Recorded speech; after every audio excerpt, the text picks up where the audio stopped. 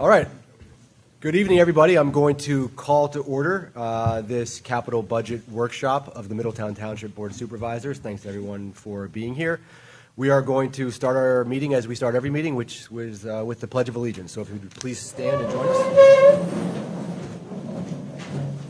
I pledge allegiance to the flag of the United States of America and to the republic for which it stands, one nation, under God, indivisible, with liberty and justice for all.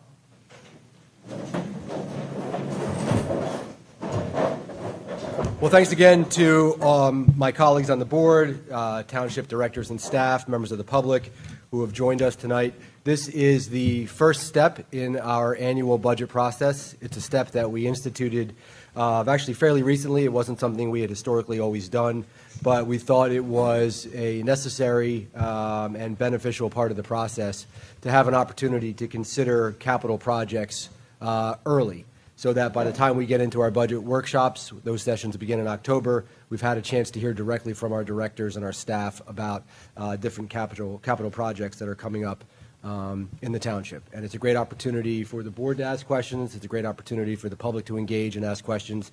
So we're glad to see so many faces in the audience tonight.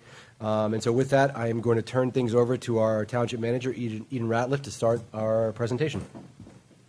And everybody, if you haven't, there's lots of food, so please help yourself. This is supposed to be an open, casual process, so feel free to engage, ask questions, get up and get food, get drinks. Don't be shy. Eden. Mr. Kizak, and to the board, thank you very much. I greatly appreciate it. As stated, my name is Eden Ratliff. I'm the township manager for Middletown Township. And welcome to our first of a few budget workshops, starting off with capital. A couple notes.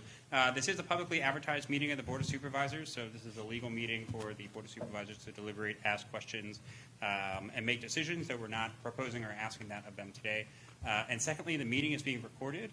It's not live streamed, so if you do something crazy, no one will find out about it today, but they will find out about it tomorrow. So it's something to think about. And as Mr. Kizak said, open meeting, especially to the Board of Supervisors. We would like your feedback. We want you to ask questions. I tend to speak very quickly, so please interrupt and kind of free flow to the public. Same thing for you. There's a public comment period at the end, and also some really fun engagement opportunities. And I did say fun intentionally throughout the meeting that we will get to. Oh, did I press the wrong? Okay, here we go. All right, so first things first, I just want to give an introduction and say thank you to our budget team. For anyone who spent any length of time with me, you know that I'm sort of famous for saying that local government is sort of a public process, but also a team sport. And maybe that's because I grew up playing team sports, but this is a culmination of activities. So if you look around to some of our team members that are here, we talked before the meeting, this wouldn't have happened without them. They were super engaged in sort of creating kind of these capital requests, kind of deciphering what the difference between maintenance and improvement is, which we will get into. And those that are on this budget team had the great fortune, or some might tell you misfortune, of having to hear every single proposal. So nothing for the board tonight that is being presented on or discussed hasn't already been heard, deliberated, changed, modified, kicked around by our internal team. And that's because they're trying to kind of pressure test what's being presented to make sure that it really is in the best interest of the township, which we super appreciate. And that includes kind of figuring out what the process looks like going forward, which we'll talk about tonight's presentation, and then just making sure that we have a public process with a lot of transparency to allow for you, the public, to influence the democratic process that the board's going through. So for tonight, we're going to talk a little bit about the current state of the budget. For those of you who were with us, 2 weeks ago, our last meeting, a week ago, we talked a little bit about that. Understanding the difference in capital maintenance and capital improvement. We'll give a summary, we'll talk about the budget calendar, and then we'll hear from what the public, what they think. And then again to the board, I can't emphasize enough, interrupt at any time, ask questions, give feedback, tell us what you think is a good idea, bad idea, what you need more information on, and so forth. So we're starting behind the ball. So we have a $2.8 million operating deficit. You may have heard me say that before. What I really mean by that is the township's approved budget for 2026 is spending $2.8 million more than what we're bringing in revenue in 2000. Did I say 6? I meant 5. The year is currently 2025. So we are spending 2.8, or on track to spend $2.8 million more in the 2025 budget than what we are bringing in revenue in 2025. The reason that that's what's being dealt with that, and that is approved, is we're just spending fund balance within the general fund. It's an appropriate budgeting tool, it's an appropriate finance tool, but it's not something that's long-term sustainable. So in my picture, what I'd like to guide the board through and present options on is how to deal with that. That number, if we do nothing, grows by $1 million next year. And that is because 80% of our general fund budget is people, right? The people who make the services go, the people who are doing the great work behind the scenes. They have collective bargaining contracts that increase, so that goes to about $3.8 million. So later on tonight, I'm going to talk about that number, what it looks like. And if the board were to approve everything that gets presented tonight, what happens? But just as a reminder, starting behind the 8 ball, and so we'll want to deal with that as we go through the process. Any questions to the board? All right, so this is my most nerve-wracking part of the meeting. And the reason is because there's a quiz afterwards. So if they don't do well in the quiz, it's going to be my fault, right? My significant other is a teacher. She tells me if your students don't understand, we should look to see how that we presented it. So we'll see how we do. So what is the difference between capital improvements and capital maintenance? So an improvement is an addition of a new asset greater than $50,000 or an upgrade to existing assets that increases the current functionality or adapts it for a new use. So what does that mean, Eden? So if we were to build a new building, that would be capital improvement, right? We would be putting something into the system, new infrastructure that we don't currently have. If we were to take a perfectly functioning HVAC system and we were to upgrade it before the end of its life cycle with a new system, so let's say that we had like a normal HVAC system and we said, hey, we want to have a geothermal system, that would be an upgrade. It would be more efficient, it would be more money, it would be an improvement to something that didn't have to be replaced. If we were building new roads or sidewalks that maybe didn't exist or installing solar panels, those would all be improvements. So usually they have a long-term benefit, they increase functionality or capacity, and then we capitalize that asset over its useful life. Any questions on improvements? So it's always good to do comparisons. So capital maintenance. So capital maintenance is essentially maintaining, though you shouldn't use the word in the definition, but is essentially preserving an existing asset. Or one that we already own. So if we're replacing equipment or vehicles in accordance with a replacement policy, that would be maintaining. So buying new police cars every year in accordance with an existing vehicle replacement program would be capital maintenance, right? We can't really have a police department without police cars, though certainly back in the day, maybe they did so on horse and buggy and bicycles, but that's not modern policing. We need vehicles, so that's capital maintenance. If we were to take a playground and we replace them, which we do in this township every 15 years, that would be maintenance. Resurfacing an existing road is capital maintenance. So improvements is addition, maintenance is maintaining the existing. And we also capitalize them if they have a value over $100,000 over the life of the asset, which is really an auditing function for the township. Any questions between improvements and maintenance? All right, are we ready for the quiz? Okay, so Mr. Vala, if you want to join me at the podium to help explain, and any of our staff members who already know what to do, there are iPads in front of you. There's a QR code. For the first time in Middletown Township history, for the first time in my career, we're going to offer an opportunity for live, anonymous participation in the public meeting through Menti. So if you scan this QR code, and board, you can do the same thing. You are going to be given a prompt. And this particular prompt, I'll warn you, you don't have to assign your name to it. If you don't want to use your own phone, you can use the laptop that's in front of, or excuse me, the iPad that's in front of you. We will ask the difference, if you understand the difference between improvement and maintenance. This is the only quiz for tonight. Everything else is going to be about you telling us your opinions about what we're presenting on. We're going to kind of ask you to kind of rank different projects that are here. We're going to ask you to spend $100 in different parts of the township. But this is an opportunity to both understand what we're doing here. And again, your name is not tied to it. So if you answer wrong, no one will know. You don't have to tell anybody. We had a department leader meeting this morning, and a couple people did answer incorrectly, and we're still trying to figure out who it was so that we can get them to give us the right answer. So if you go to menti.com or scan this QR code or use the iPad in front of you, it will take you here. So we have some people who are already understanding. Which of these is considered a capital improvement? Replacing a playground, a capital improvement. Replacing a playground, adding new sidewalks, or buying a police car. So we'll give it a few more seconds here for people to put their answers in. And I promise, this is the last quiz. There will be no more testing after this. It's all going to be about spending money and ranking projects. The overwhelming part of the room must think that I'm a great teacher. If being a township manager doesn't work out, adding new sidewalks is the correct answer. So very good job. You've passed the one and only quiz that we have for tonight. There's no test either, for those of you wondering the difference. We will be back. We're going to do 5 or 6 Menti engagements. But yes, capital improvement would be adding new sidewalks where one do not exist. If we were in the future to be maintaining those sidewalks, that would be kind of replacing or maintaining, making improvements to existing infrastructure.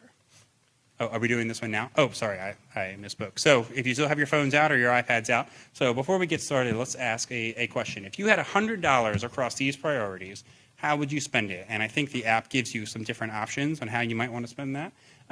Government operations, stormwater management, public safety, which would be police and fire for us, infrastructure, parks and public facilities. I think our director of Parks and Rec is actually going to bribe people to use that if you're interested. And you can mess around with that. You don't have to do $100 in one. You can do 20, 20, 20, or 7, 5, 23, however you want to spend it.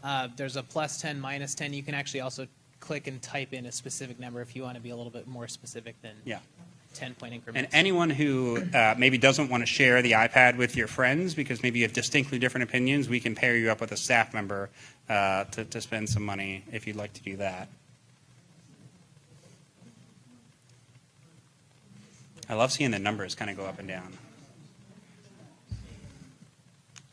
Yeah, just as a quick note on what you guys are seeing on the screen, as each person in the room is filling out and hitting submit, you're seeing this average update in real time. So this is a real-time average of everybody in the room who's completed the survey, how they on average feel about each of these areas.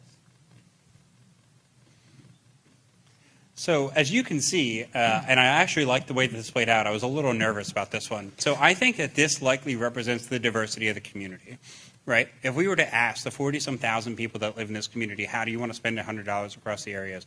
It becomes sort of quick usually for people to say where they don't want to spend the money, but then they start thinking, okay, well, I care about this and I care about that. Oh, and I won't need some of this too. I think we spend too much money on that, but I don't want to not give them money, and it becomes really challenging. And I'm not terribly surprised to see a little equal distribution of here. We'll let the police and fire guys battle it out later as to what was really popular there on the top line. You know, they can duke that out. Okay, so this will be fun, just a fun exercise. So I think this is our last one for now, and then we'll be back to Menti soon, so have no fear.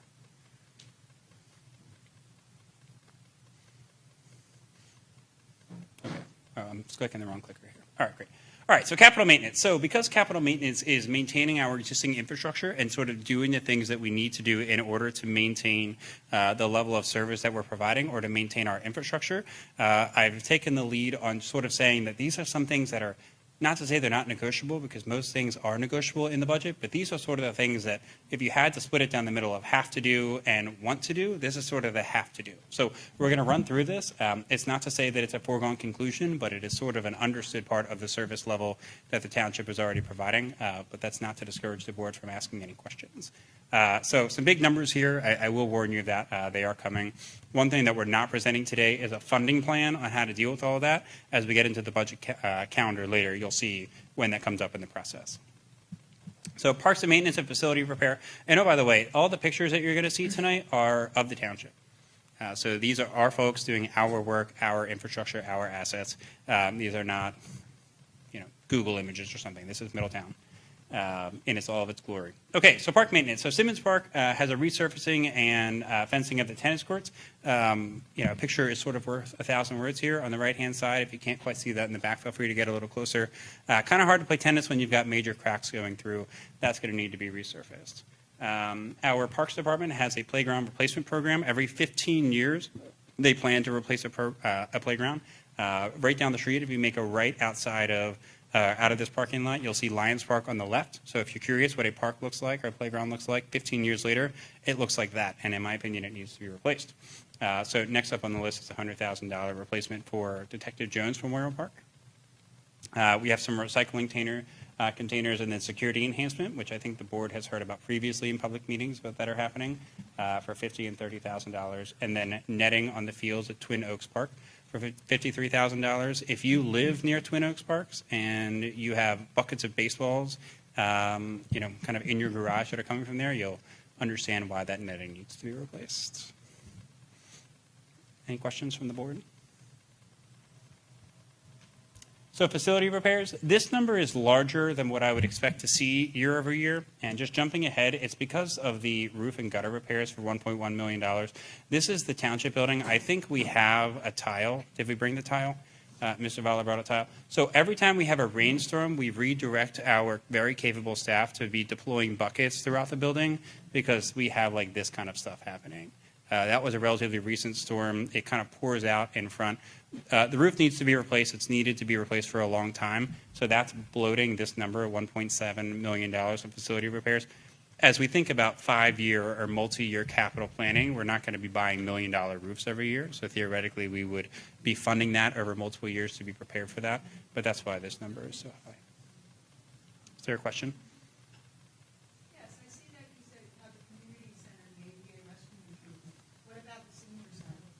That's This facility. this is it. Yeah. This is your restroom. Yeah, the restroom here. I didn't mean to say yeah. Yep. Just wanted to make sure. Yeah, I just jumped forward because I was freaking out about the $1.7 million number, so I apologize. But so following the whole slide, yes, we have ongoing floor bathroom updates and HVAC, including the community center here and the restroom improvements. I think we have a couple that are ADA compliant, but others that are not. So there are some maintenance that needs to happen there. The roof of the municipal building, concrete replacement, which is the concrete out front. If you've been to the township building in a while, you probably understand what I'm talking about. Some office renovations, and then the exterior stucco at the North Station for the Langhorne Middletown Fire Company, it is up for replacement as well. Fencing replacement at the Public Works Yard, and then some HVAC system replacements for the indoor firearm range. That's always really important to kind of keep up to speed for our police officers that are using that because of the amount of lead that they're exposed to. So it's important that that is maintained and upgraded as well. But on a year-over-year basis, a multi-year, I wouldn't expect to see facility repairs nearing $2 million. It's really bloated because of the roof. Questions here? All right, so IT and police, $275,000. So we've got some desktop computers that need to be replaced, as well as a network switch and server rack within IT. That's being billed both to IT and police because it sits on the police side. We have an existing contract for body and in-car dash cameras with Axon. That's an existing contract that's being paid out over multiple years. So that's $110,000. That was subject to previous board approval. And then some weapons and gear replacement as well. Those weapons and gears are reaching the end of their kind of life expectancy, and so they're up for replacement. And I missed, importantly, the MDTs, the mobile data transmissions, that's to part of outfitting a new patrol car. So those things don't last forever. And then heavy equipment and vehicle replacement. So unfortunately, year over year, we see kind of what's happening, in the motor vehicle industry, and local government is not immune from that. So working from the top to the bottom, we have a dump truck, small dump, brine equipment. So we brine our roads, which is part of our winter maintenance treatment. I'm sure everyone is familiar with. We have a crack sealing machine and an open trailer. I'm actually very nervous, which is up here in the right-hand corner, of the crack sealing machine. This is like 3 technologies ago for crack sealing. That staining that you see on that box is hot asphalt. It's literally a bucket, and it gets what's called an asphalt bubble and spills over. And yes, if you're wondering, yes, we've had some of our employees be burned by that in the past. They now sell it with like a wand, which is much safer, so they can go out and kind of seal the cracks in our roads. This is really important for maintaining our roads before they get to the point where they need to be milled and overlaid. I certainly would like to see this crack sealing machine replaced. Makes me a little nervous. We have an open trailer that's reached the end of its life expectancy, as well as some vehicles for both Public Works and police. The building inspector, 2 zero-turn mowers, and a pickup truck. And then in the police car, we're in the habit of replacing about 4 or 5 police cars a year. I asked the question, I was like, well, how do we know these police cars are ready to be replaced? And I started hearing stories of like, well, we really get the maximum life that we can out of them. And they started telling me things like the floor would rot out and we would take old street signs and weld them into the bottom. I think that's incredible that we're getting that much life out of them. But I'm also wondering, like, maybe they should be replaced before the floor welds out. We can get resale value and things like that. Something to explore in the future. But this is replacing 4 to 5 vehicles for both the marked side and the unmarked side. And that's at the recommendation of our in-house mechanic, supported by the police department, but it really is coming from him because he's the one who's maintaining them, saying, hey, yeah, I think you can get another year out of them, or no, it's time to go until we decide to weld signs into the bottom of them. Questions here? I definitely agree and endorse the concept of us getting the maximum useful life and probably even beyond that with our marked vehicles. I mean, that I think historically has been true, and probably a lot of vehicles need to be replaced sooner than what we've been doing. But credit to our mechanics that keep these things going, and to our police department for trying to be conservative. I wonder, and I think we've talked about this before as a board, whether there's any thought to sort of a more long-term replacement plan so that we're not doing this on a sort of year-to-year basis, but more, looking 2, 3, 4, 5 years into the future. We know the useful life of each of these vehicles and when they're going to need to be replaced, so we can sort of budget and plan better. Yeah, so the good thing is, especially from a police vehicle, the way that I've seen it done the best is sort of just being in the habit of replacing vehicles on a kind of predictable schedule, right? So in the spring, the whole township, many of the leaders you see in here will be partnering with the finance department to build out a 5 and 10 year capital plan, and with that will be a vehicle replacement program and also a road paving program, which we're getting ready to be, I think, nearly finalized here this fall.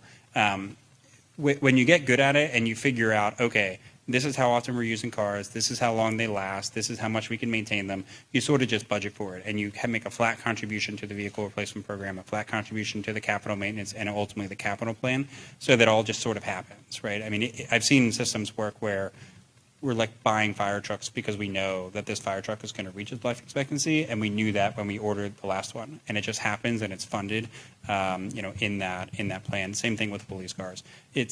It shouldn't be the case where we're sort of reacting to what we're seeing, right? We don't want to be analyzing cars in the summer of 25, figuring out what we want to order so that they come a year later. It should be, hey, we knew when this car was reasonably going to be needed to be replaced when we ordered it, and we made a contribution to the plan for the life expectancy of that vehicle so that it replaces. I know that we're sort of in the habit of talking about these every year, but as we build and ultimately have the board adopt that vehicle replacement program and then fund that program, it sort of just happens as part of the budget cycle, which is why I threw it all up on the slide. I think from a staff perspective, there's really no contest that these need to be replaced. It's just a matter of whether or not the funding will be there to make it happen. I think they're all on, right? The microphones? Yeah, it should be on. All right. There we go. Can you hear me? Yes. One of the things I know that we've talked about in the past that helps us as a board is understanding, how old are the vehicles that we're replacing, the dump trucks? How often are they used? What condition are they in? How many miles are on them? So that we have a good sense of, yeah, this definitely needs to be replaced, and we have a sense of what's coming down the pike, like you said, the replacement plan. Yeah, I think the replacement plan has to present all that information. What I understand is happening here is that all of these are getting to their maximum life expectancy, where our mechanic is saying, I can no longer make this last another year. It needs to come off the road. One of the questions I asked was, because I know there is a need for a building inspector vehicle, I said, okay, great. Well, can we take one of the old police cars and just repurpose it? Well, because we've gotten every bit of life out of it, they're saying, no, it needs to go to the junkyard. Like it's over. We reached the end of the line there. And I think there's a question about whether or not we're losing kind of resale value or replacement elsewhere within the township fleet value by using them that long. I'm not sure the answer to that question, but I think it should be asked.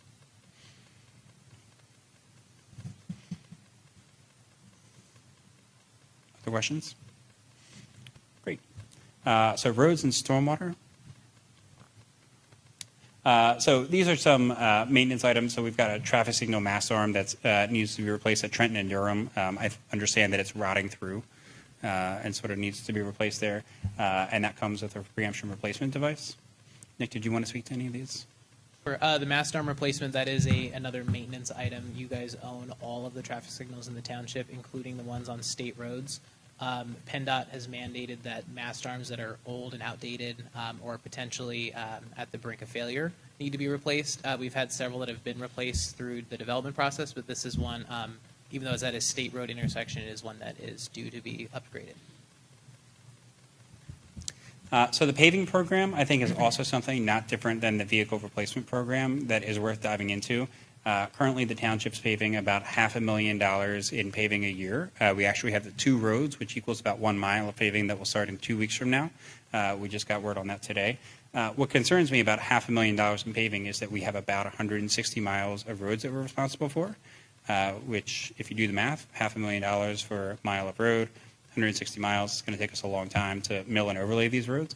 That doesn't include sort of like the crack sealing maintenance that can be done on the public works side, and it also doesn't include road reconstruction. You can only mill and overlay a road so many times before that base starts to get really damaged and it needs to be replaced, especially if you start thinking about kind of the underground infrastructure that's there. If any of our utility partners need to do work there, you get into road reconstruction, which costs a lot more. So while we have a comprehensive report coming this fall on the state of all these roads and how they need to be maintained and when they need to be maintained, it seems to me that investment beyond the $500,000 mark may be appropriate. We have a couple guide rails and some footbridge that needs to be replaced, as well as intersection line painting and striping. There's some debate in the industry about how often we should be doing line striping. I've seen municipalities that stripe all of their lines every single year, which I have to admit looks really fresh in the spring, right? When winter's over, you're sort of done, Public Works is coming out, taking care of kind of all the sides of the roads, cutting the hedges back, then all the lines get painted. It looks really, really sharp for the township throughout the year, but it is expensive. It's been a number of years since we've done that at the intersection level, which should be done because that's where you see a lot of the congestion and movement of cars in a maybe slower, more deliberate fashion. And then we have a street level replacement as well. $140,000 for inlet tops. That is several inlets down in Levittown, which are different than other parts of the township. That's a double number, which I think is important, especially with the new stormwater fee that's been implemented. That's super important when we start thinking about mass flooding, moving of stormwater, things that are happening on the public works side. If those boxes are deteriorating or falling apart, the stormwater is not even going to get started in terms of the management, which creates sort of immediate issues, in rain events. Because we are recommending moving back up to the $1 million figure for road paving, typically, as we've talked about, we'll talk about a little bit later with curb ramps as well. This is one of those pieces of infrastructure we like to do before we're actually rolling in and moving with paving. So if you notice that there were some inlets that were done in North Flowers Mill, it's because we're going to be repaving North Flowers Mill soon. So usually the more we pave, the more stormwater infrastructure we also need to upgrade along the way. Details around the footbridge patching, that's the one I haven't heard of yet. Sure. I think we're going to call up the Public Works Director for that one. Good evening. To your question, we have one footbridge. It's down by the school. The bridge is still in good shape. However, the top portion of it needs to be redone. Talking with the engineer, there's a couple different ways we can do that. The bridge doesn't need to be replaced. So that's why we put it in the budget, and we feel that we can do it in-house. And that number should be pretty close to what we can do with it. There is one other bridge up further, and then there was another bridge that was planned to be put in, but that's not in the process yet. It's in the still design stage. Any other questions? Thank you.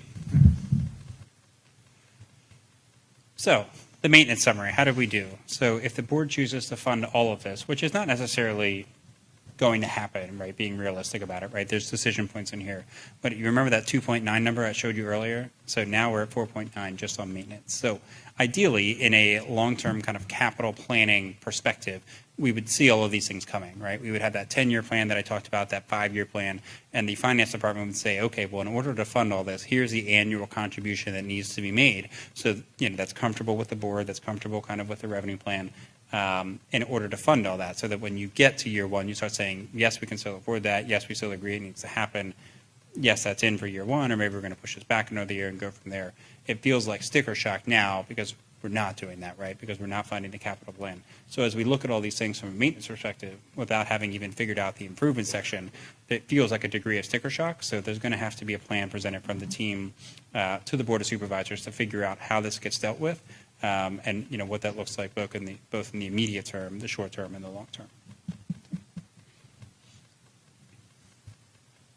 So here's the visual of what we talked about.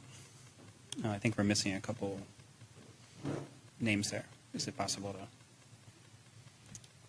So the one thing I want to draw attention to,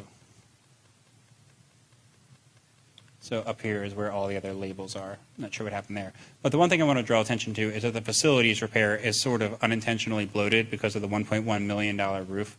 Here we go. At the township building. So whenever that gets dealt with or gets pushed, it will kind of reshape that entire pie chart. Otherwise, it's relatively equally distributed across the departments throughout the township. Thank you, Laura. Any questions from the board? Okay, so capital improvements. Here is the department director's exciting part. So these are, as we talked about, sort of the additions to the township, right? And these are all proposed by the department directors. Anything that they proposed, we didn't choose not to bring here. So everything they proposed is here. That's not necessary to say the board will fund it. We're not necessarily asking for that feedback tonight, right? This is an information gathering session to kind of figure out what is interesting to the board in terms of potentially funding for next year, and then ultimately what that looks like in the total picture when we consider operating as well. So fire and emergency services. So I think the fire marshal is going to join us. So we've added a chief of fire and emergency services a few years ago. We have a truck that is broken, which you can see on the right. It's out of service and needs to go. It needs to be taken out of the fleet. And so what we're proposing is to take the fire marshal's vehicle to replace this broken truck. And then the existing chief's car would go to the fire marshal, and we would replace the chief's vehicle with a new vehicle, which would be $70,000. So it's an addition of a vehicle, but it's addition by deletion, if that makes sense. Alan, do you want to talk about the state of the cracked? Yeah, so our vehicle right there that was pictured is a 2010 F-250. It actually, as you can see in the top right picture, it had a hole in the bed to the point where as if we probably would have hit a bump, equipment could have fell through the bottom of the floor. It's got body rot all over it. It's starting to fall apart. It served us well. It's got 100,000 miles on it, but it's just at the point where it is literally starting to fall apart. Not to mention, I don't think we've actually had a vehicle outfitted as a command vehicle yet. So with having a chief of fire and emergency services, they should have something more suitable for the command role. What does that entail? How is that vehicle different than the other vehicles? So typically command vehicles, they have multiple radio consoles. They do have dividers and storage options in them so they can operate out of the back of the bed. Right now, this is just an open bed pickup truck. It's got a cap on it, but the old slide out was in there. Actually, it failed, and it would hit up against the door while you were driving and push the tailgate down. So this doesn't even have anything in it anymore. It's just tools that are laid out flat. There's no organization to it anymore. It's just aging out, unfortunately.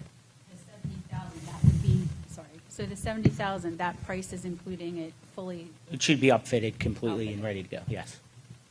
It's been on the list for a couple of years now, hasn't it? Yes, it has been pushed quite a few times.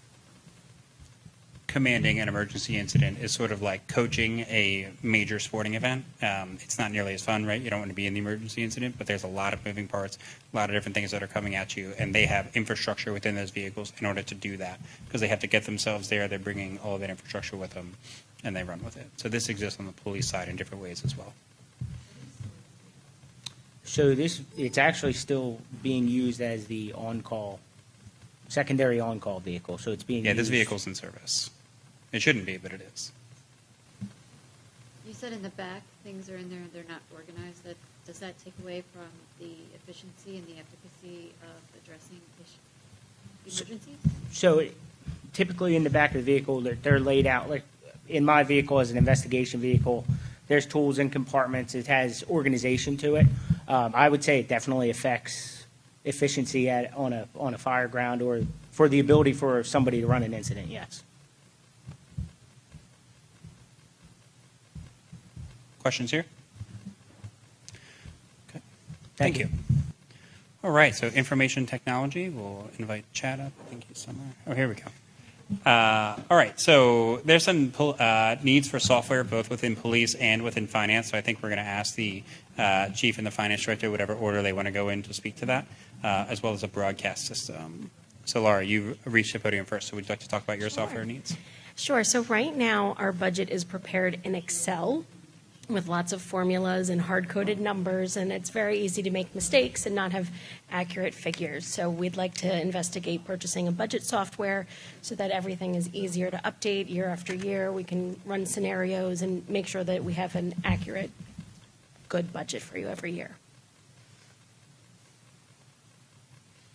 This will also improve financial reporting, budget reporting to the board, to the staff, to the public. All of that stuff is related. Would this be a one-time cost, or is there a cost, a yearly cost after the initial?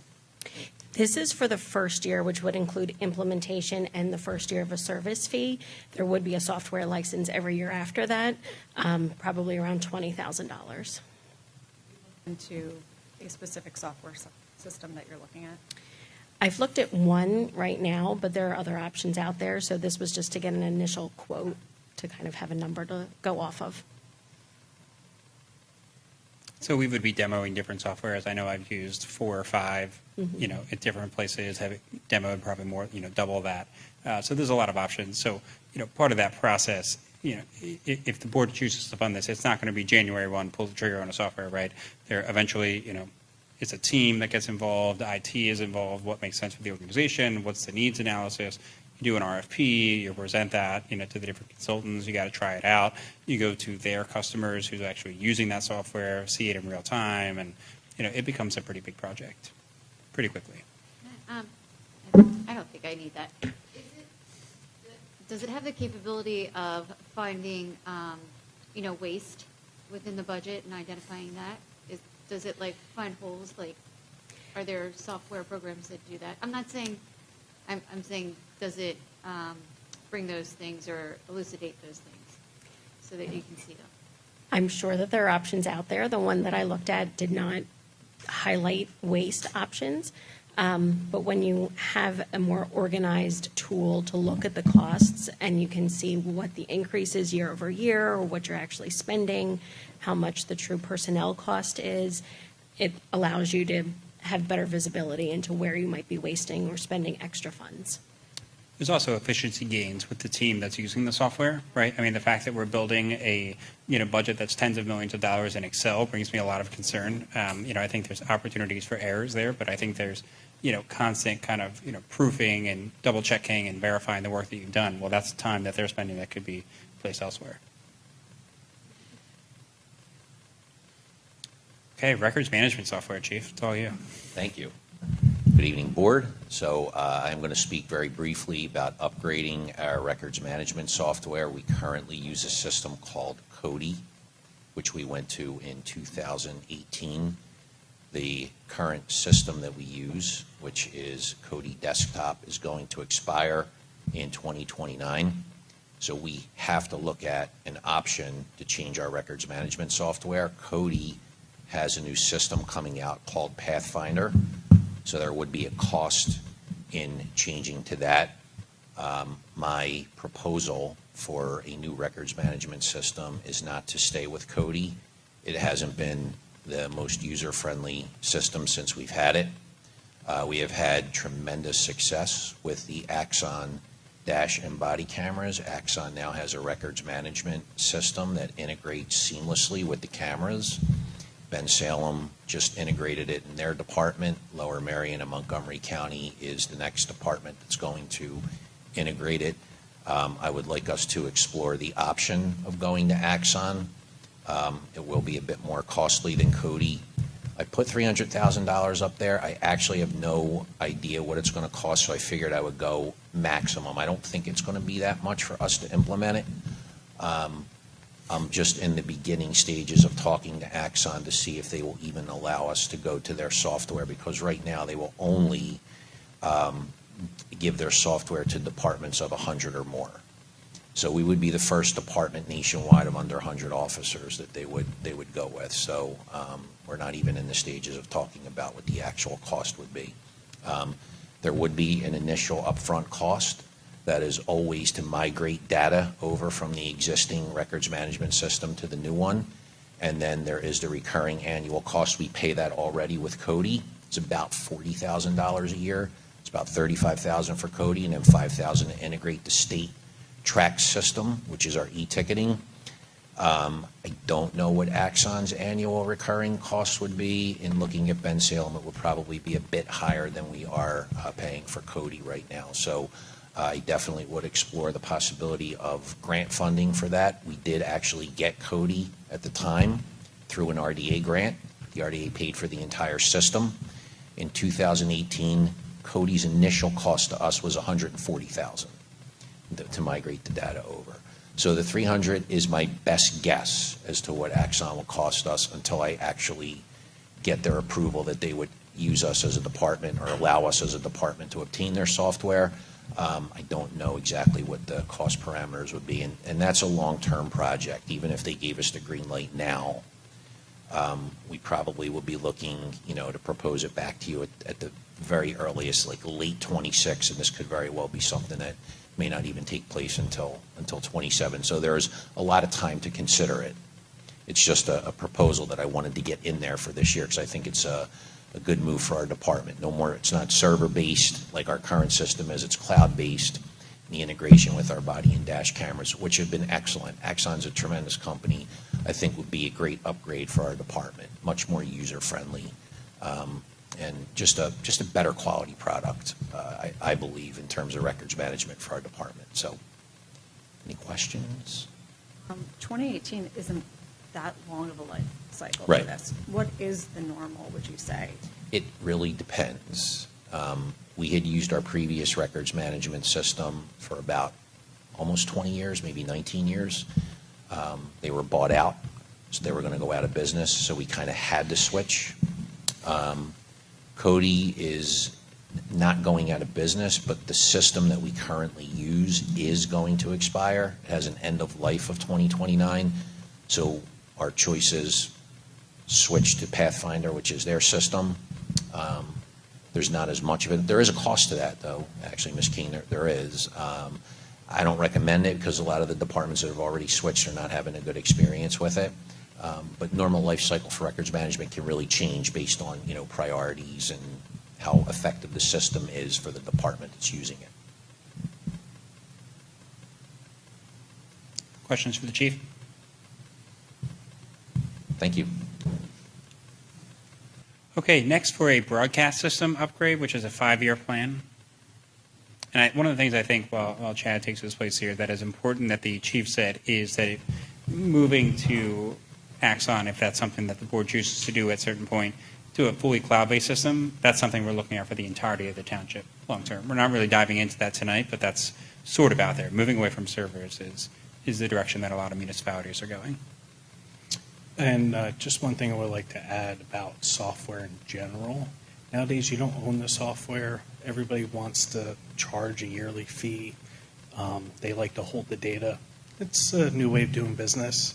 So it's you're being forced cloud-based, just to let you know. So there will definitely be always a yearly service fee that goes with it.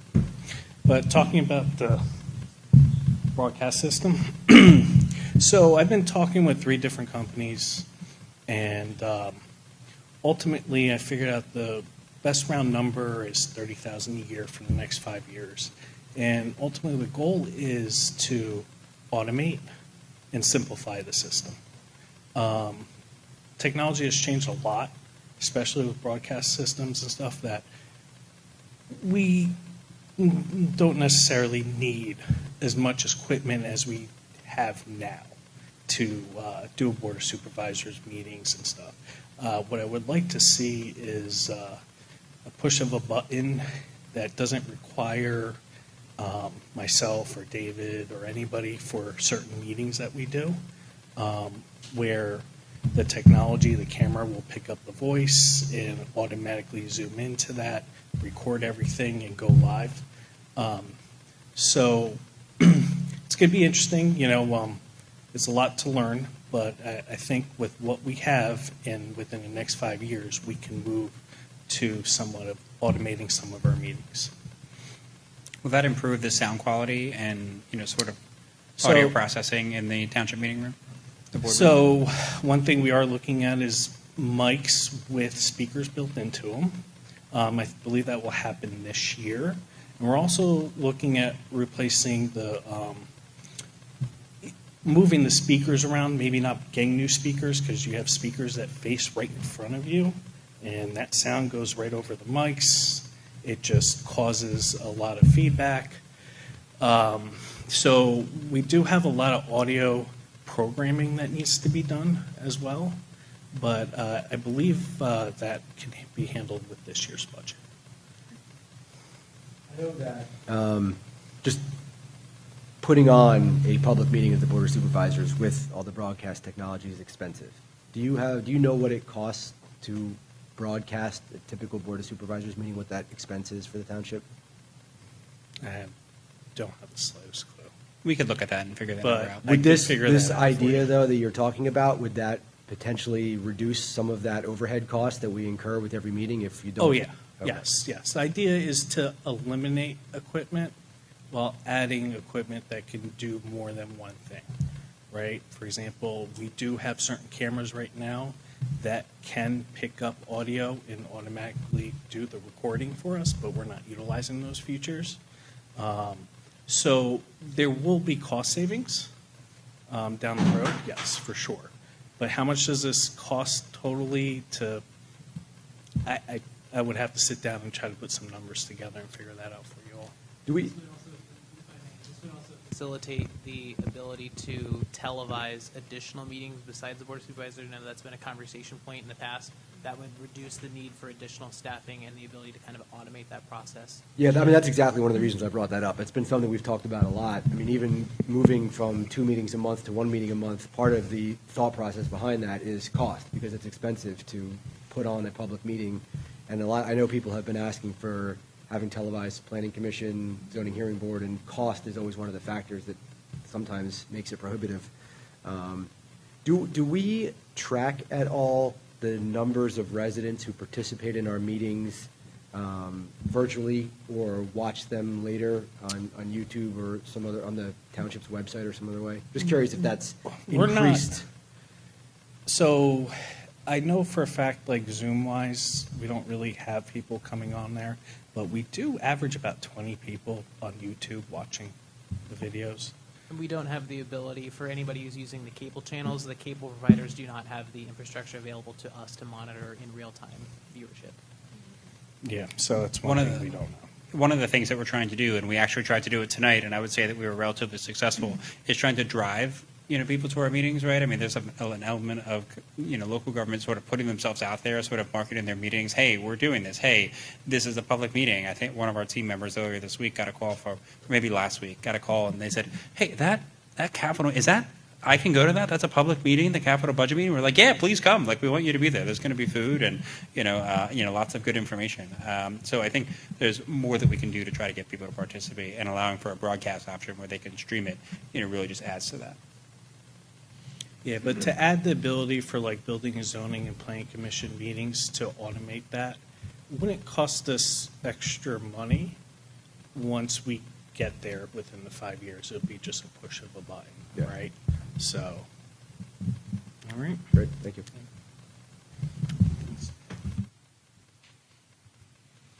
Okay, next up, sustainability. So we have our Assistant Director of Parks and Rec here to help. Good evening. So as part of the township sustainability goals, installing solar at township-owned properties is a priority to become more energy efficient. So we did a feasibility study in 2023 with Exact Solar to sort of figure out cost estimates and which properties we own would best serve solar. So for this year, we're proposing adding solar panels to the community park barn. This was the most ideal location to start out with just because the roof has just been installed within the last 2 years, and it's big enough to provide an impact. We would be purchasing this system to own. We wouldn't be leasing it, and it would be expected that that investment would offset in lower utility costs over a course of about 14 years. I can answer any other questions you may have about the project. Correct me if you're wrong. Didn't we have a grant for the other solar panels that we put on? For this? Okay, so that would be offset, the grant? We have a Part of it. slide at the end of this that talks about all the different grant monies we've received as it relates to the projects. Yes. Good question. Any other questions? Perfect. I think you're still. Yep. Buildings and grounds. Back to the assistant township manager. Yes, good evening. This is one that we have discussed before in light of change in the management. This is one we held off on a little bit just to give the new manager an opportunity to kind of reevaluate this before we commit to making some hard changes. But primarily, the goal is to secure the building and zoning area. That is kind of the most exposed. But if you kind of see the hallway down, for anybody who's familiar with our building, like where Parks and Recreation is, looking to just kind of secure off because that's not the fully secure area that the rest of the building currently is.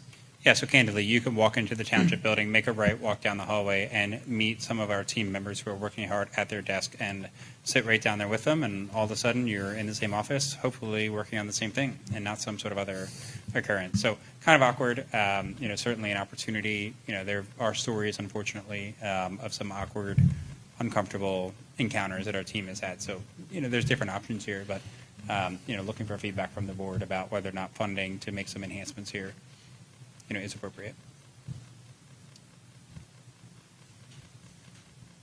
Okay, transportation. So this, I think everyone knows this bridge, right? I understand this is pretty famous. This was Candy. I know different things have come through here, but big yes. Wild Day that story. will live in infamy. What's that? The day that will live in infamy. Yes, that's right. People talk about this all the time. Like, oh, I was part of the Candy cleanup crew, and I'm like, what are you talking about? Yeah. The staff ate most of that candy. Yeah, that's right. Well, as a good segue, I can start at the bottom of the list and work our way up, just since we already addressed it a little bit. So South Flowers Mill Road, not very far from here. Very big thanks to Senator Frank Ferry and our local state representatives for securing some funding from the state earlier this year, and this is to help us install an advanced warning system. We've got some good pointers in working with PennDOT and our traffic consultants to improve the signage there, but the conversation quickly turned into this is something that is happening way too often, and something you don't necessarily think about is the impact to not only the police department, fire, public works. Every time there is a truck that gets stuck there, and sometimes even worse than that is the ones that don't get stuck, where we have to have multiple people stationed there to try to carefully make like a 26-point turn of a big rig. That has happened before, unfortunately. And so this is to help implement some improvements, hopefully early next year. And working our way up the list, since I started that way, pedestrian signal equipment upgrades. This is a project we've have some grant funding for almost entirely. This is to add pedestrian push buttons, or the APS. So these are the ones that actually talk to you and say, you're at New Falls Road and Bristol-Oxford Valley Road, crossing the street eastbound. Hopefully I got my directions right. But this is to install that kind of a system at a number of intersections. Next up is the ADA curb ramp program. If this figure looks familiar, this is as a keeping with a theme for both stormwater inlets as well as for road paving. We are doubling and going back to the figure that we once had. If you look at the map on the right, I know it looks like kind of this weird geometry with a bunch of little red dots. That is an outline of the township if you aren't familiar. And all of those red dots specifically are all of the non-compliant or non-existent curb ramps. There's 594, I believe, give or take a few, throughout the entire township. At the rate of which we're currently doing them, we're doing about 20 a year. I will be about 60 by the time we catch up. And then you're probably going to Nick have is some... nowhere near 60 for those who are. I like to think I have a youthful aren't appearance. paying attention. Yeah. Yeah. He's So very young, very youthful. It will take a very long time to replace all these ramps. thank you, boss. You're welcome. So we've made some good progress, especially down in some of the Levittown neighborhoods where we're looking to pave probably sooner than later, but really to get it ahead of the game and really to be fully compliant with the ADA, we are needing to make up for lost time. And so that 400,000 figure probably warrants going up a little bit higher. And one thing I will add here, and it goes back to one of the items we talked about under maintenance, is some concrete work at the municipal building. One of the things that our team is actively evaluating right now is the feasibility of bringing in concrete work in-house, and so expanding our public works staffing and being able to do that with our own people.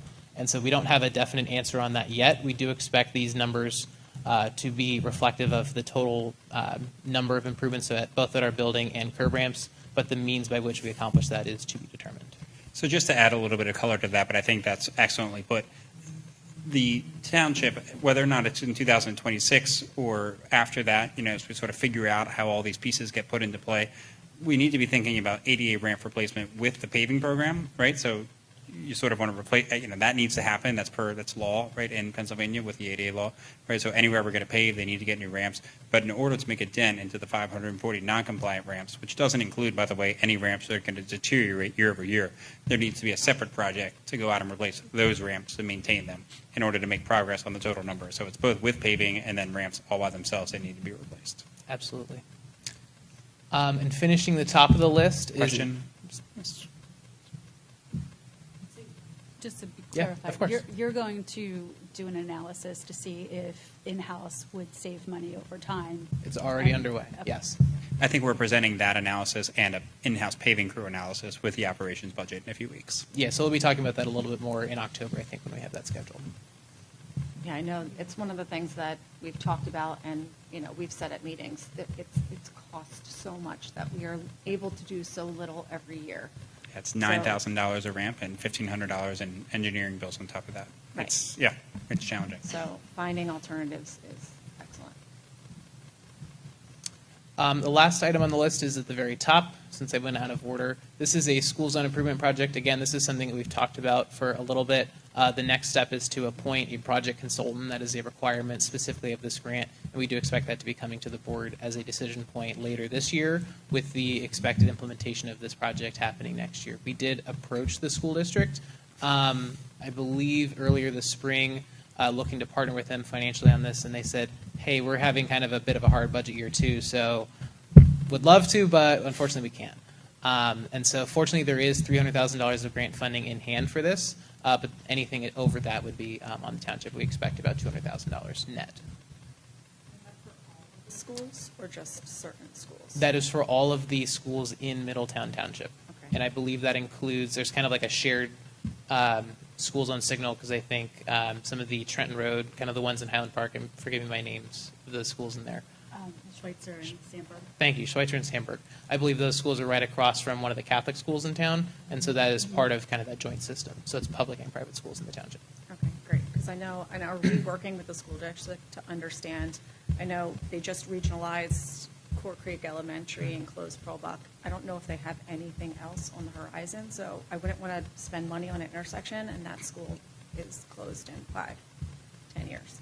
Yeah, absolutely. So that did actually happen with one of them. So when we originally wrote this grant several years ago, we did scope Pearl Buck, and so there is some flexibility, but that is an ongoing conversation once we get the project consultant put into place. So, just thinking off, is there any way we could help fund this with some of the money that we might be getting for the school bus arm for finding people going past the school buses? I would love to say yes, but realistically, the amount we're getting is probably barely even enough to put a dent in the time that our police department is Will putting there in. be an ongoing cost for these projects as well So per year? this is just essentially a traffic signal, so it's a special type of traffic signal. So it's the same maintenance cost that you would incur for a normal signalized intersection. Yeah, same regulations apply. Which in our scenario, as we're building out a 5- and 10-year capital plan, we need to understand sort of the lifespan of these assets and be able to put away enough money to be able to replace them when the time has come. So for every new asset we're putting in place has a new tag on it that has to go into the capital plan. Other questions here?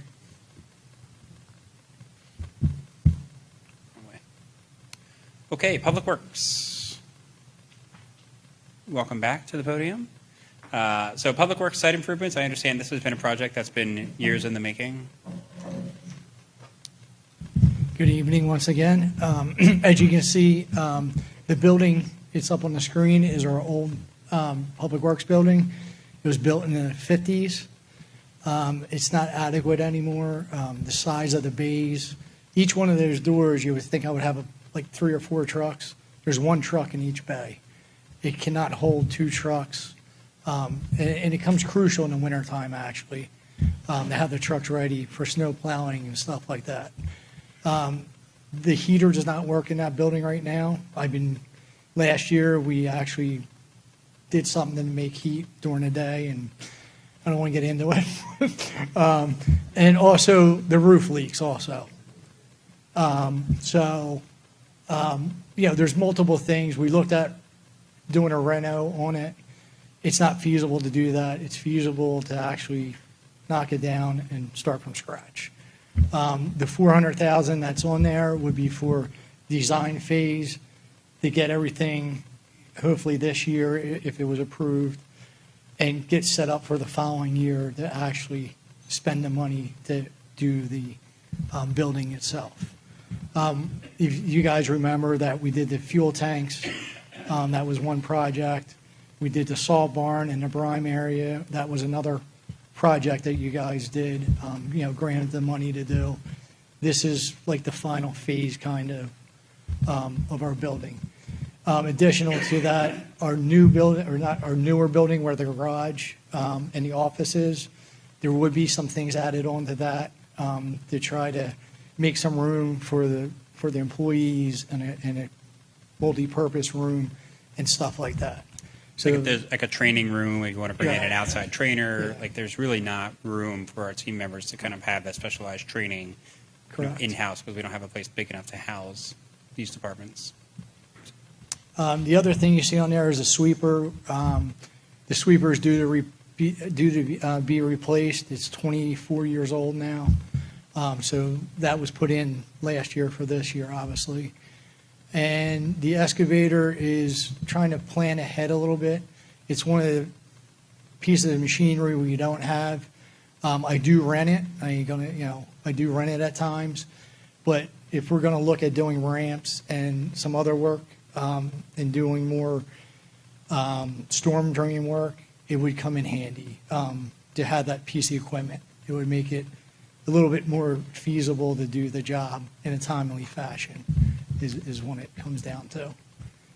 One of the things you'll hear us talk about in the operations presentation as it relates to the Department of Public Works is sort of transitioning towards more construction projects to being less of a kind of a maintenance, kind of lawn maintenance department. There's 840 acres of grass that they mow every week, and sort of figuring out ways to pivot away to that. You heard Nick talk a little bit about it, to figure out how we can capitalize on their skill set and knowledge, which they have. They've done some really incredible projects in the township building, throughout the township, but figuring out what resources they need, equipment-wise and otherwise, in order to be able to deploy to do some of those. So like if you looked at the steps coming into, the building tonight, like they're in significant disrepair, there's a cone on one of them and stuff. Like they can come in and fix that, but it's a matter of giving them the bandwidth that they need to be able to come in and actually make it happen, right?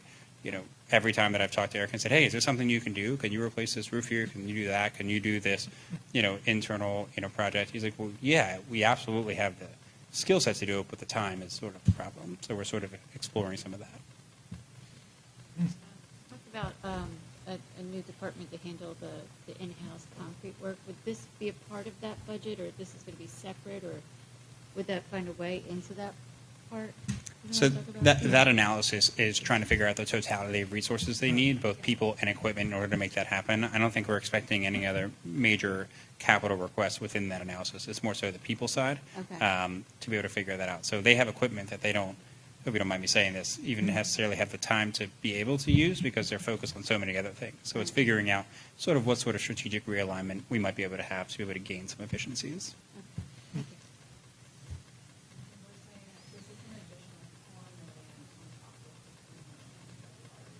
I see you're doing math along the way. We'll have a summary sheet. You're getting close. You can tell who the finance professional is, but yes, we will get there. Questions on Public Works? Oh, I keep going the wrong way, sorry. All right, so Stormwater, I think we have our township engineer here. Thank you, Eric.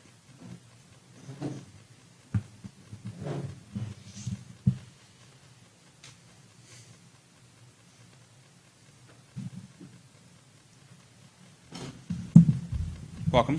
Thank you, Eden. Evening, board. Wanted to highlight a few things in the stormwater section here this evening. The stormwater projects have been kind of a frequent topic of discussion the last year and change, especially with the stormwater funding that's now in place for these kinds of projects specifically, not only for the improvements one listed here, but as well as the maintenance that is just the upkeep for the stormwater system that's already around the township. Stormwater infrastructure kind of hops between both those categories a little bit because even the infrastructure that is aging, it's functioning, so you can have maintenance on those systems.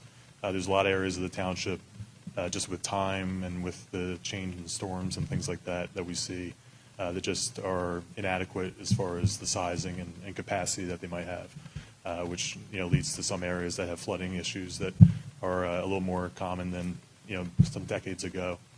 So the projects that we have highlighted for this year's workshop, you're aware of the Langhorne Gables Phase 2 project, which is getting very close to start of construction in the next couple weeks. There's a meeting with the neighborhood residents coming up here in August before they start the construction in the neighborhood there.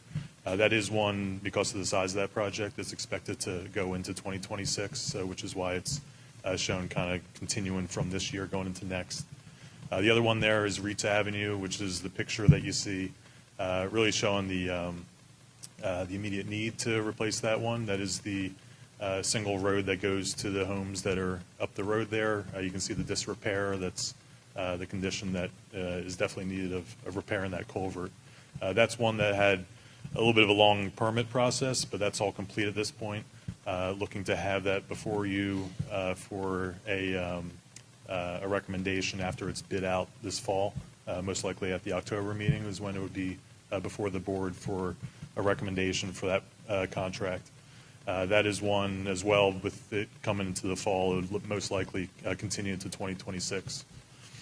For the new construction listed there, Hillside Avenue, for those that have been keeping track of these for a few years, that's one that has been designed, at least initially, from like 2017. It's been on the list for a few years running here. The main issue with that is the road for it to drain the water from where it experiences the flooding to Neshaminy Creek. There's a row of properties there. So it's more of a easement property hurdle that it's run into more so than the engineering design, which is pretty substantially complete. So it's hope that could get resolved with a project that is really needed for the flooding of the folks that are along Hillside Ave there. And that's something that we're looking to have as an actual construction project next year. In design are two listed there. Richardson Avenue between Maple and Richardson is looked to move forward with some property coordination there. It would look for next year for the design and permitting to be completed, and then the project itself, the year that would most likely follow with 2027. Similar with Playwicki Street culvert replacement. It goes from one of our basins through the Playwicki Street area, also out to Neshaminy Creek, and that's one that's in need of a replacement project as well. As with all the stormwater projects, we look at grant opportunities to help fund them, in addition to with the stormwater funding that is now in place with the township. That really, Middletown is really leading the whole region with having a sustainable funding source for these stormwater projects with what we've done and put in place.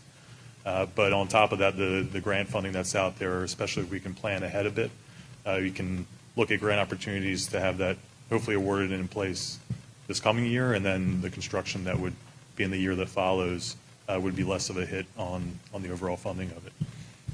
Thank you. Just to add to some of that, so these are multi-year costs. So I think in our summary sheet, we factored all of this in as a 2026 cost. Is that right? We factored engineering.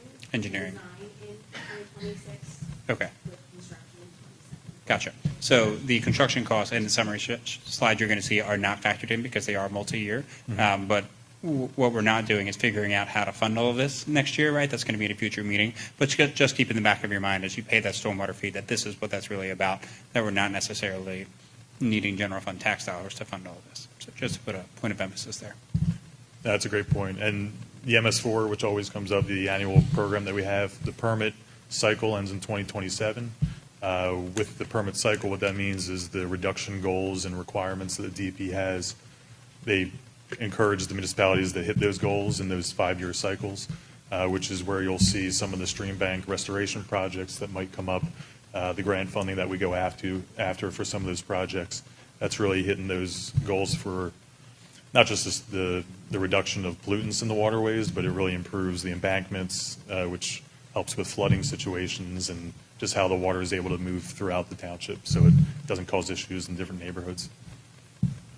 Longhorn Gables on top of what we're doing this year? Because I thought this year's had to be completed by the end of this year because of the grant funding that we received.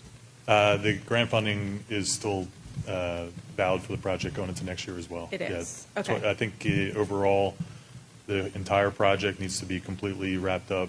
I'll have to check the end year of the grant. I think it goes into 2027 or 8 actually for like the length of the grant. But it had to be, kind of in progress and going. So we're at that point now. I'm still within the grant timeline. Water Advisory Board.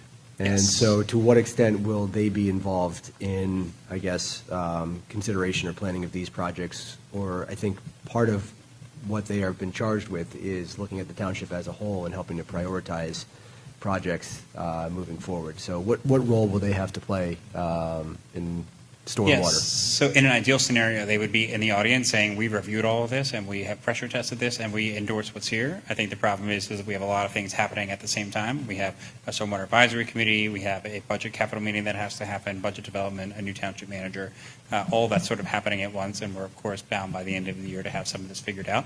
But they're having their inaugural meeting scheduled here shortly, and we'll be bringing this along with a few other matters to them, to kind of figure out what that looks like. Sorry? Next Wednesday at the Township Building is their first meeting. Yeah. Great. Yep. And the list. Anyone that here we, from that I'm sorry. committee? Yep. No? Okay. I was just going to add the list of projects that are noted as needed throughout the township. Obviously Langhorne Gables and Reeds were ones that are immediately needed and moving into construction. Everything beyond that, we're going to present and did so with the steering committee when we're looking at the stormwater funds to begin with. Same with the advisory committee. We'll have everything kind of laid out, and that's really where the benefit of that advisory committee can help steer towards which projects for next year compared to 2 or 3 years from now, as well as what kind of grant opportunities would match up for trying to gain some funds for those. Questions about these projects? Great, thank you. Thank you. I think we have MS4 next. You're not off the hook, just so. Oh, still MS4. All right. Yeah. You tried to I escape, we saw I that. did, yeah. I already gave a teaser for the MS4 program, but here we are. The annual program, as I mentioned, the 5-year permit cycle goes to 2027. That is a permit that gets renewed with the DEP. They change some of their requirements every time. The latest that is coming out of the agency there is that it's going to focus more on volume as compared to some of the quality requirements.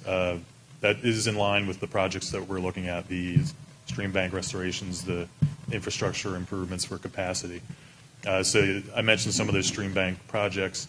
These are some of them listed here in the Queen Anne Creek, the Forsythia Gate area, Snowball Gate, all lengths of stream banks that really need a improvement. They've deteriorated over the years.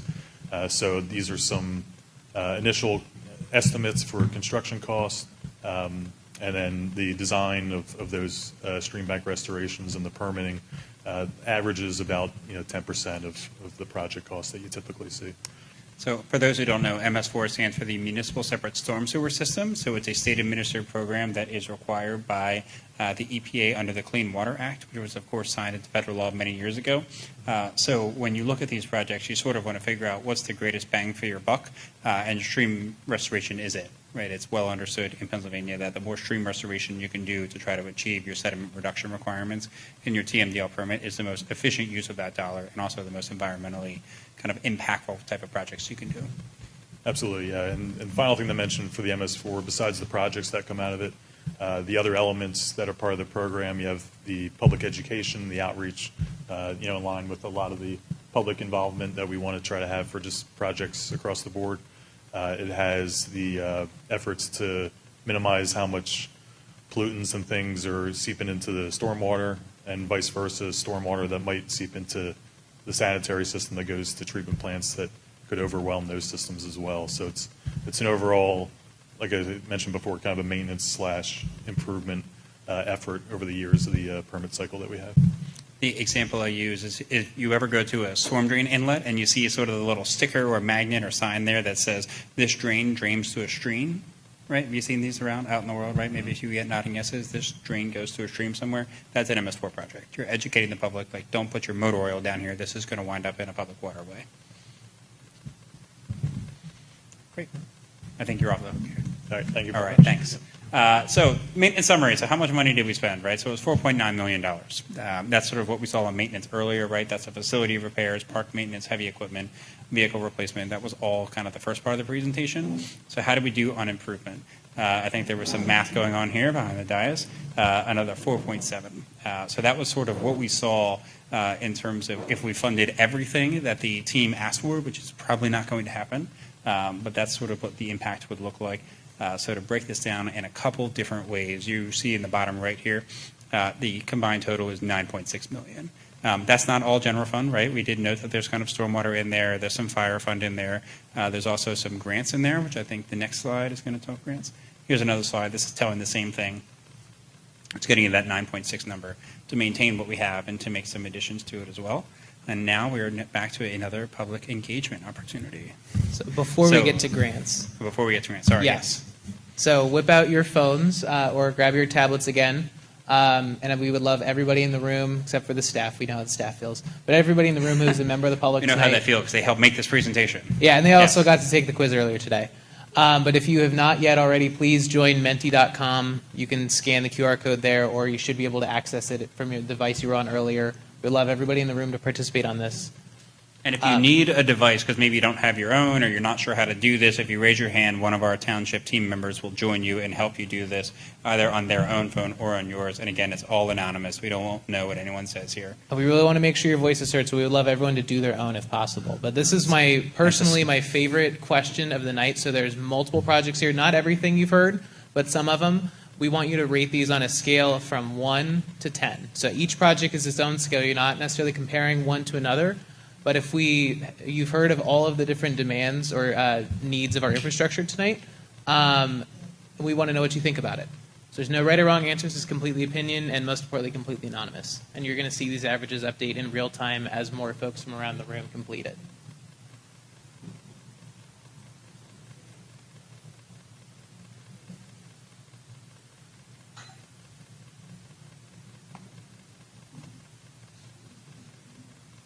And for those with the really good eyesight, if you kind of see the waves happening in the background there, those are the individual responses from people. And then that kind of the darker bar with the little circles in the middle is the average score. So that's the average, and then you're kind of seeing the spread for anybody who's like the real data geeks in the room. It's pretty down the middle. Yeah, this is very down the middle. This is not what I don't expected. envy the board who has to sort through all this. Yeah. We have 14 people that have responded. We'd love to get a few more. Police department software is wildly popular. I'm sort of surprised by that. No offense, Chief. There are a lot of folks in the room wearing uniforms today. That's so true. Good point. We won't question you. Again, it is anonymous. What's that? Now, there you go. Wow. Always a stellar job. I was nervous about the dueling podium. I'd be so far under quality. Yeah.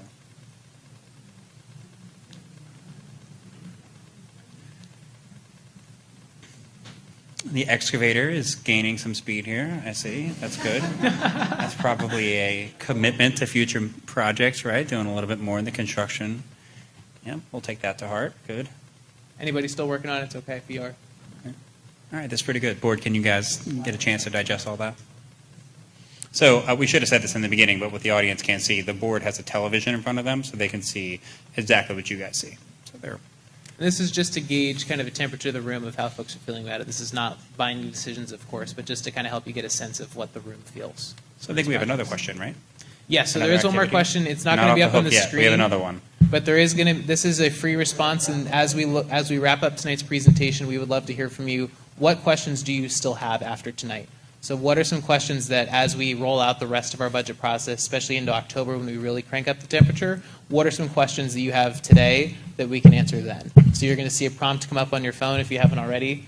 Please feel free to punch that in. We'll be receiving those responses, and we'd love to hear from you. And that's completely private. No one else is going to see it but the township staff. It's not coming up on the screen. And most importantly, because it's anonymous, and if you didn't get a response to that question later, please feel free to ask us in case you don't get it from that public meeting for any reason.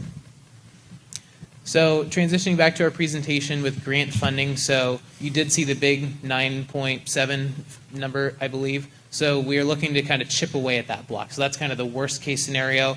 We do have the potential for RDA grant funding. So for anybody in the room who's not familiar, the Bucks County Redevelopment Authority administers a grant program that is funded from revenue received from the Parks Casino in Bensalem.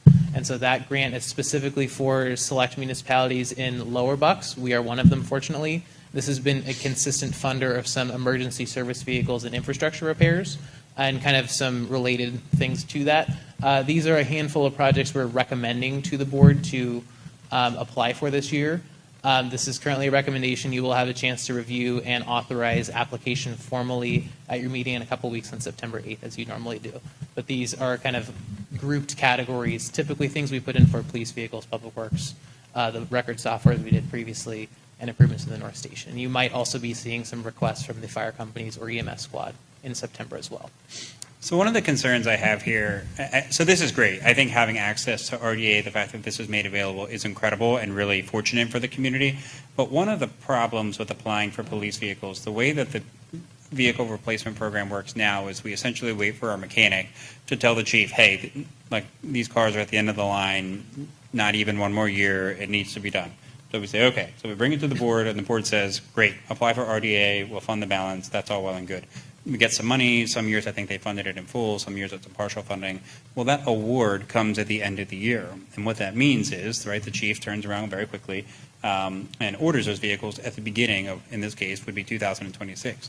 Well, that's the beginning of the process, right? As every municipality is getting in line, they're all going through CoStars, and they buy that. And then by the time we get the vehicle, we get it outfitted because they don't come ready, right? You got to get the cage in it. You got to get all the equipment in it. It's got to be striped, the whole thing.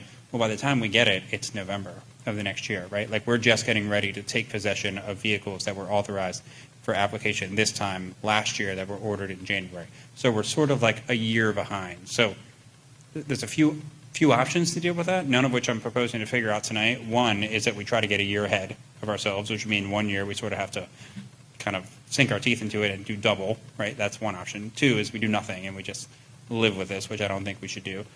Three is we just try to get other things funded through RDA and take police out of it, because if we order it now, we would have them outfitted and ready in the spring of 26, so we would be on the schedule that we're on now.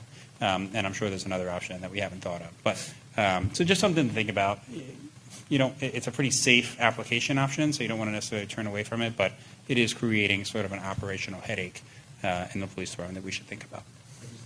I don't speak for the RDA board, but I think what we've seen over the years is that they like police vehicles. Yeah. And so I think one of the reasons why we've consistently included those is because they consistently get funded by the RDA board.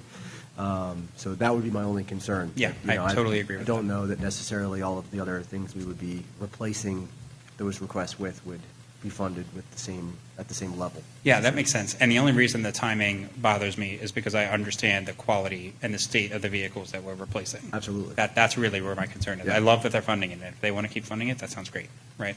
It's just a matter of figuring out how to deal with that operational hiccup.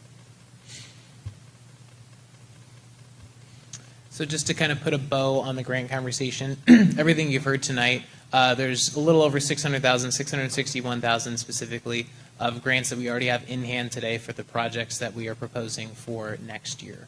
Additionally, you're seeing that same 1.4 figure of proposed RDA grant applications. And there are some other grants that we've already applied for that are in the pipeline to the tune of just shy of $2 million. And so best case scenario, we're seeing all of that. You're seeing, you can go ahead. Sorry. And you're seeing in the lower table, and Eden will give a little bit more color to this, but we assume in this estimate about 60% funding. I would say is pretty close to a realistic expectation, somewhere between 50 and 60%. And so you are seeing there a potential offset of about $3.5 million total in grant funding. And so that brings kind of the big scary number, which includes, if I'm not mistaken, the operational deficit at the top that we started tonight with. That brings, inclusive of capital, approximately down to $10 million.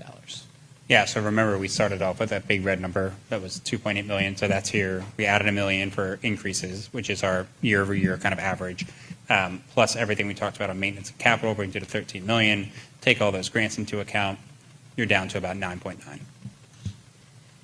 only 9.9 million, right? It's the beginning of the process. It's August. We can sort of laugh and take it easy because we still have a lot of work to do to kind of scrub these things and get feedback from the board, go through operations, figure out what it looks like. You heard a couple of the directors as they were presenting on it saying, well, it doesn't have to be next year. We can push it. So we'll sort of start to suss out what those things are. But early on in the process, if we funded everything, that's about where we are. Besides that point for members of the public, that's assuming we're going to fund everything. Yeah, forward which that was is not presented gonna tonight, happen. which generally does not happen. Yeah. Have some different sources besides the capital fund. That's right. Stormwater being an example we used tonight. Yep, you're exactly right. Yeah, please do not walk out of here thinking, oh my gosh, the township has a $9.9 million problem going into next year. That's not true. But at the beginning of the process, it's important for the board and for the public to understand sort of what all the needs are, both from a maintenance perspective, from a capital improvement perspective, and giving you sort of the whole picture as we are at the very, very beginning of this process. We started doing this for exactly that reason. So That's right. This is helpful information and data for the board as we begin the budget process. That's 9.6 right now, but going through a lot of those slides, we're signing up for an additional $6-7 million. Right. What does that mean down the road for all the other maintenance that we potentially need or other improvements that are on our list that we're signing up today for 27 or Yes. 28? That's a great point. To tell a story, which I think the people around here getting to know me know I like to do. I worked for a very small town, and they said, can we please do a traffic study? We want to remove the one stoplight we have.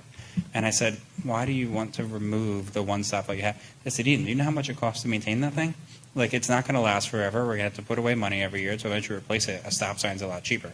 And that's what they were trying to convince PennDOT was a partner. There was a state road to do. It didn't work. They still have the stoplight. They have to maintain it. But they sort of understood exactly what you're what you're pointing out, right? The more that we do, the more that we improve, the more that has to be maintained, which is ultimately creating more cost for the government. Which, just to put a complete circle there, is why I continue to ask Public Works, well, can you do this? Well, can you do that? What do you need? Because it's a lot easier and more efficient, cost-wise, to have our team sort of maintaining this infrastructure, as you pointed out earlier with the ADA ramps. Questions about this? I flipped to the next slide. It was meant to.